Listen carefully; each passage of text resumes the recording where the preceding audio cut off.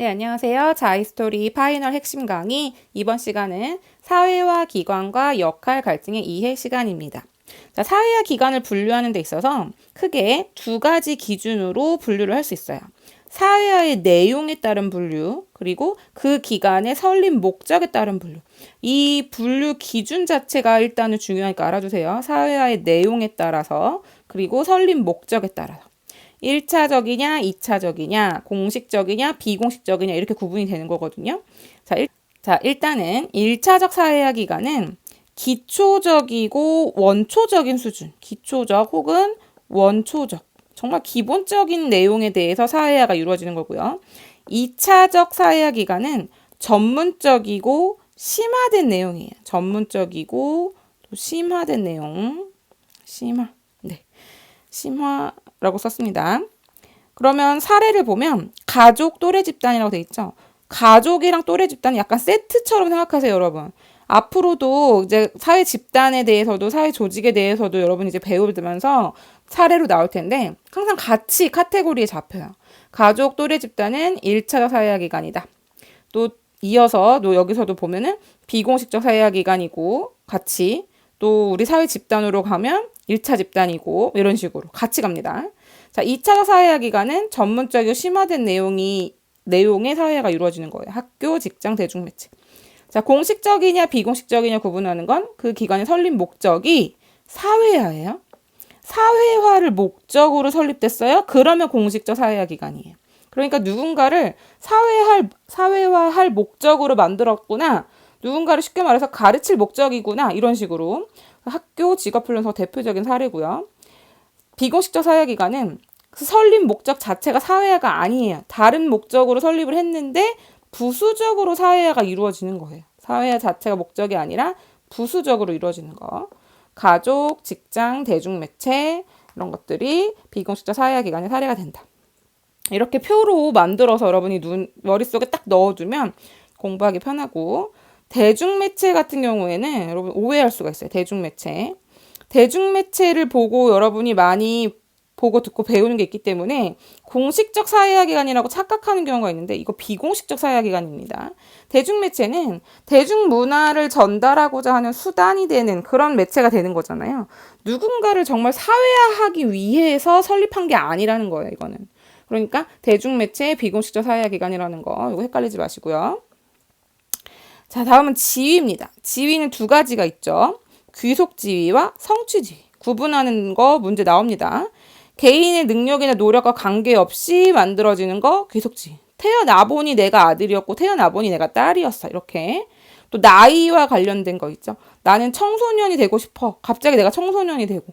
난 노인 되고 싶어. 내일부터 노인 할 거 하고 노인이 되고. 그럴 순 없잖아요. 그러니까 귀속지위는 자신의 능력이나 노력과 관계없이 갖게 되는 지위다.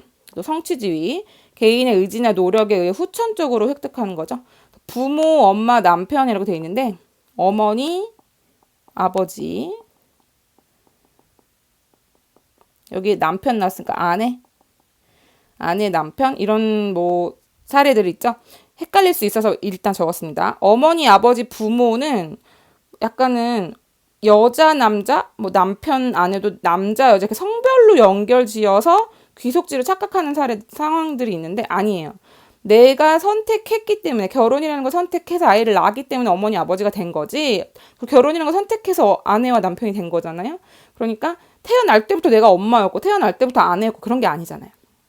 그렇게 이해를 해보세요. 그래서 귀속지위와 성취지위 구분할 줄 아는 문제 나온다라는 거. 자, 다음 역할이요. 지위에 대해서 기대되는 행동 양식이 역할이고 이 역할 파트에서 진짜 나왔을 때 좀 헷갈릴 수 있는 선지가 이거죠. 역할 행동에 따라 보상과 제재가 주어진다. 중요한 게 여기에요, 여러분. 역할 행동에 따라 보상이나 제재가 주어진 거예요. 그러니까 오답. 이렇게 나오면 오답이에요. 역할에 대한 보상이다.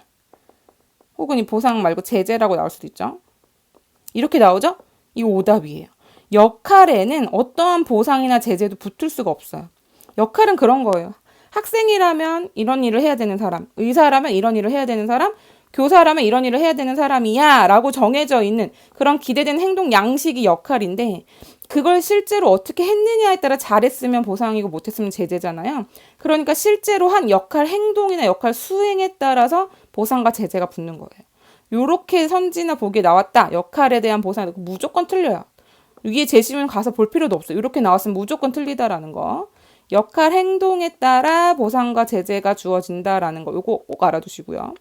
자, 역할 갈등인지 아닌지 묻는 문제가 여러분을 헷갈리게 할 때가 있어요. 어쩔 때는 역할 갈등 같은데 단순한 심리적인 그런 고민이라고 그러고, 어떨 때는 역할 갈등 아닌 것 같은데 또 역할 갈등이라고 그러고. 두 가지 이상의 지위에서 충돌하는 경우도 있고요. 하나의 지위인데 동시에 서로 다른 역할이 요구되면서 충돌하는 경우도 있어요. 그러니까 기대되는 역할이 충돌하느냐를 봐야 돼요. 그게 역할 갈등인지 아닌지 볼 때. 자, 실제 문제는 이렇게 출제가 됩니다. 자, 2023학년도 대비 대학 수학능력시험 5번 문제가 되겠고요. 자, 1번. 을이 속해 있는 비공식적 사회화 기관은 3개냐고 묻고 있어요. 자, 비공식적 사회화 기관인지를 알려면 설립 목적이 사회화가 아닌데 부수적으로 사회가 이루어지는 거죠. 자, 을 같은 경우는요. 여기 보면 시민단체 함께 가입해서 활동하고 있는 같은 학교 친구 을이라고 되어 있기 때문에 시민단체라는 비공식적 사회화 기관에 속해 있고요. 또 테니스 동호회 회원인 을이라고 되어 있죠. 그러니까 테니스 동호회, 시민단체 이런 게 비공식적 사회화 기관인 거예요. 이 두 가지이기 때문에 3개가 이제 아니었고, 또 2차적 사회화 기관이냐 묻고 있어요. 전문적이고 심화된 내용의 사회화가 이루어지면 2차적 사회화 기관이죠. 갑은 시민단체에도 속해 있고 또 A 고등학교에도 속해 있잖아. 이런 게 2차적 사회화 기관인 거고, 병도 여기 보면 광고회사 직원 병이라고 되어 있죠. 광고회사 이런 게 다 2차적 사회화 기관이 되는 거예요.